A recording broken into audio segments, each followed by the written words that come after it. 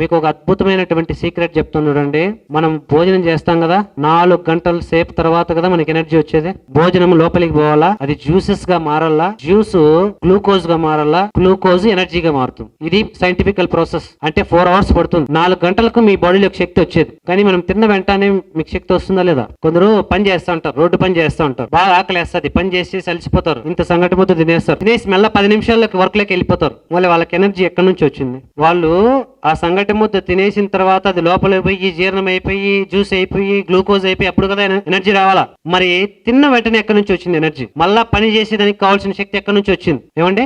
ఆహారంలో ప్రాణశక్తి ఉంటుంది, కరెక్టే. అది 4 అవర్స్ తర్వాత మనకు అవైలబిలిటీలోకి వచ్చేది. తిన్న వెంటనే తిన్నామన్న ఆలోచన అంటే అప్పుడు ఆలోచించుకుంటా తినకుండా గమ్మున ఉండొచ్చు కదా, తినేసాంలే అనుకుని. తినేటప్పుడు మనం రుచి చూస్తాం కదా, రుచి ద్వారా వస్తుంది శక్తి బాడీలోకి. అర్థమైందా?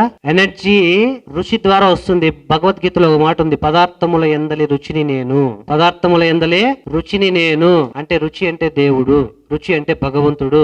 మీరు ప్రతి ముద్దను నోట్లో పెట్టుకునేటప్పుడు రుచి చూస్తున్నారు అంటే you are connecting to the God.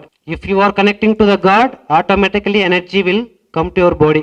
అందుకే భోజనం చేసేటప్పుడు టీవీ సీరియల్ చూడకూడదు, భోజనం చేసేటప్పుడు బిజినెస్ లో మాట్లాడకూడదు, భోజనం చేసేటప్పుడు ఫోన్లు మాట్లాడకూడదు, భోజనం చేసేటప్పుడు పక్కోళ్ళతో మాట్లాడకూడదు, భోజనమే చేయాలా.